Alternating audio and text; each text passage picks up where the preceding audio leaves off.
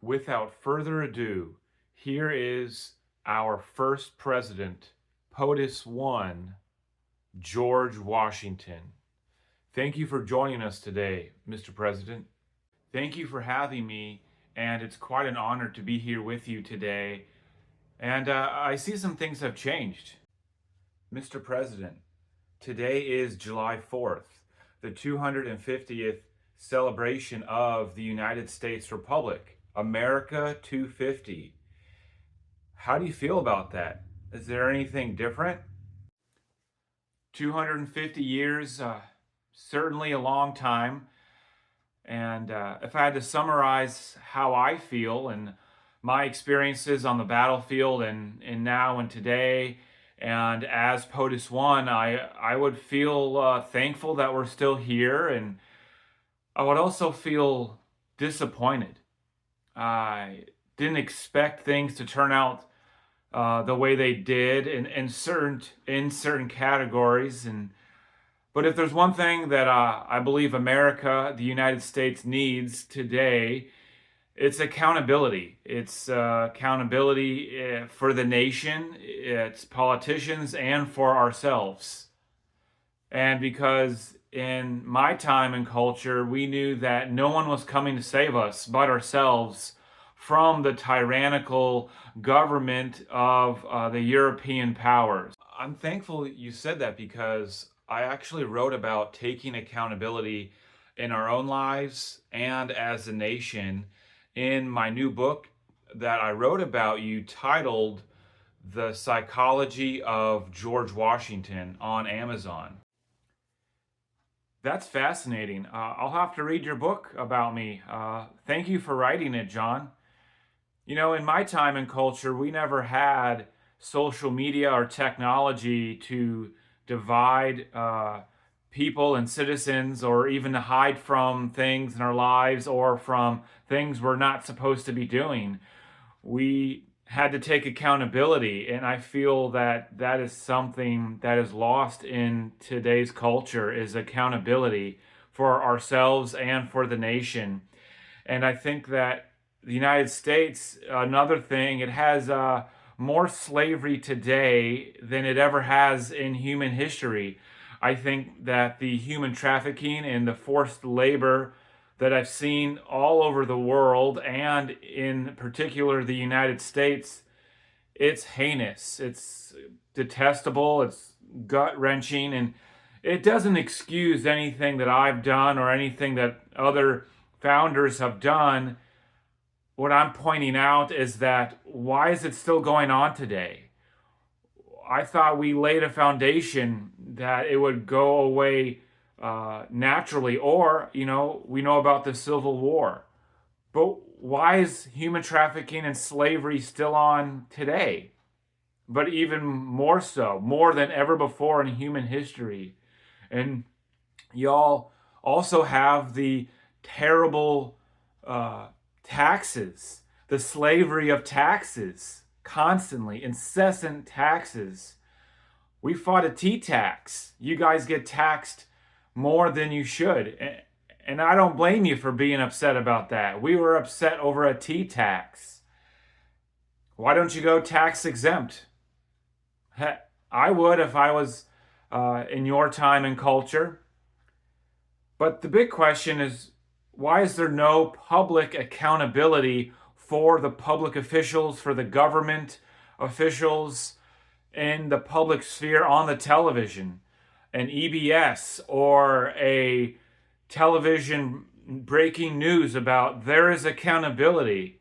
It doesn't seem like there is, and that's what the American people want. I feel like that's what they want.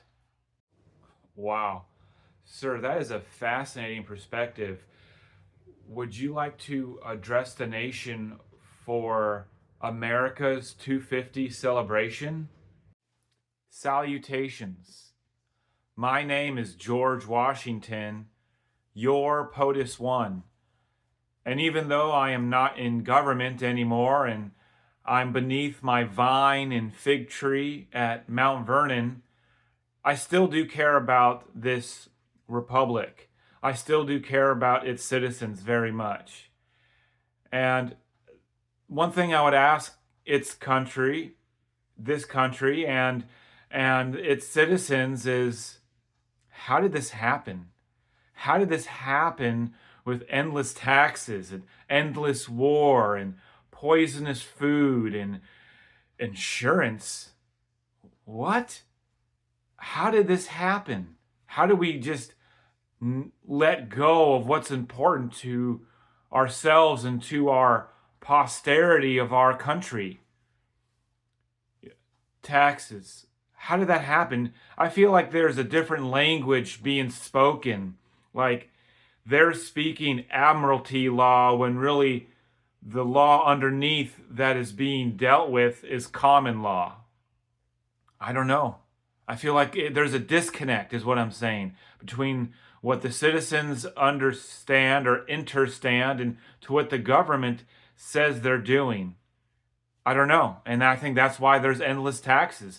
I would go tax exempt, citizens. I would go tax exempt. Lobbyists. Why is there so many lobbyists? AIPAC, Planned Parenthood, Hollywood, or even the Pharmaceutical Research Manufacturers of America, Big Pharma. Why is there all these endless lobbyists? For what? What does it do for you? Now, I understand people procure funds and they lobby for certain things in their state. I understand that, but I feel like all these lobbyist groups have too much power over the federal government and not enough power to the people, to the states in which we designed the United States Constitution to be that way. The Ninth and the 10th Amendment, I believe, are amendments that have been trampled on and disregarded completely in this country. And in my time and in my culture, we revered the Ninth and the 10th Amendment. It is essentially why we made all the other amendments, the First Amendment, the Second Amendment, the Third Amendment, and everything up to the Ninth and 10th Amendment. Why? Because of power, because of lust, because of perversion of politicians to have power over its citizens? Take it back. Go tax exempt. Speak your mind in a calm, confident manner on this thing that you call social media, or go to those city meetings and speak your mind there in a calm but confident manner, and write letters and call your city officials and let them know how you feel. Don't give up. This nation is still worth saving. It is still a nation worth fighting for, but not in the military. I wouldn't go into the military in today's culture. I would not sign up for the United States military because they're going to send you to this endless war. Iraq, Afghanistan, potentially maybe Iran, Vietnam, Korea, World War I, World War II. Endless war, constantly, a machine. Why? For what? What did we get out of all this war? Dead kids? More taxes? What? We didn't get anything. Us citizens, because I am a citizen now, we got nothing out of this endless war. And Donald Trump, let me talk to you, son. You're different than me. You are. But I don't blame you. I don't blame you for how you're acting. I don't blame you for talking back to the media for how they've lied about you and how they've lied about your family and how you've gotten, you've talked about how you've gotten your wealth. I myself was a wealthy Virginia agrarian family farmer, you could say. I guess an agrarian farmer in Virginia, very wealthy.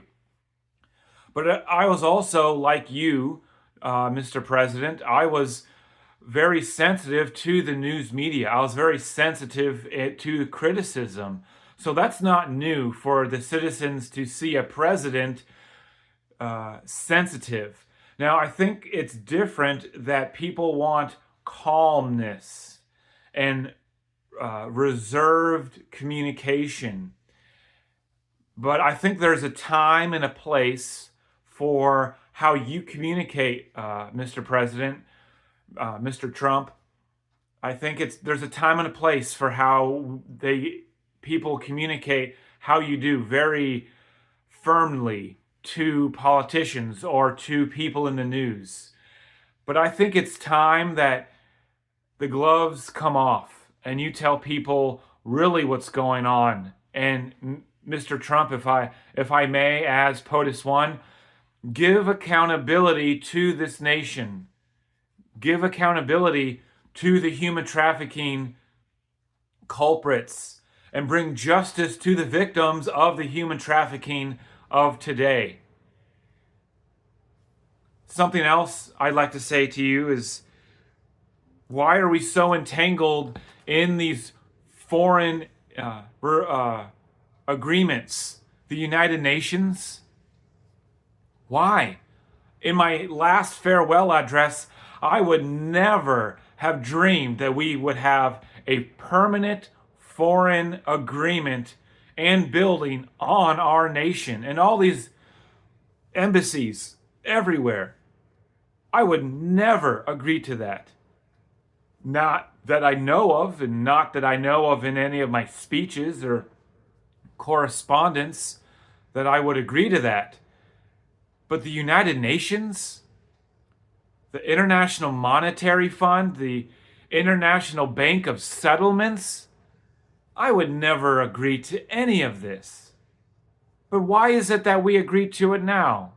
There has to be a bloodthirsty, occultist reason why this is going on in our country. Our poisonous food. I had so many debilitating diseases? Malaria, black canker, I had carbuncle, I had quinsy, I had dysentery, and many other things. I had smallpox. And I was in favor of inoculation, yes. But the way the government overreach is today for inoculation, I would never be for that. I would be for body autonomy. I would be for natural immunity and natural herbal holistic medicine. Yes, pharmaceutical medicine, I can see in your culture and in the things today, yes, you can use that if need be, but on an individual basis, not just wafting the whole country and wafting whole states and demographics of people. I would not be for that.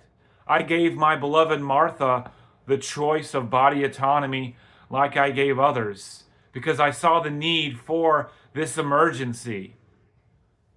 And then these things in our culture that divide us today that I never thought would. We got this thing with babies being born. Abortion is what you call it. How could you do that? That sickens me to my soul. I could never have children of my own. And I loved my beloved Martha beyond measure. And I could never have kids of my own. And I was a stepfather to her children and her children's children. I was there for them as well. How? How could you do that? These amendments that are put on the federal level should be on the state level. That people want to make permanent laws about them. They should not be. They should be state and city laws because of the 9th and the 10th Amendment. I could go on, but I am thankful to be in this country, and I'm thankful to be your first president, POTUS One. And don't forget to check out John's book, The Psychology of George Washington. about me, George Washington, your first president, POTUS 1. Thank you, and God bless America, and God bless the United States 250. Thank you, Mr. President. That was fantastic. And thank you for addressing the nation. I think your perspective is very good for our country and its citizens to hear because we've gone through a lot. We've had a lot of great ups and a lot of bad downs, and we're trying to figure it out still. But I think we got a good head on our shoulders thus far, and we still have a lot of things to kind of work out.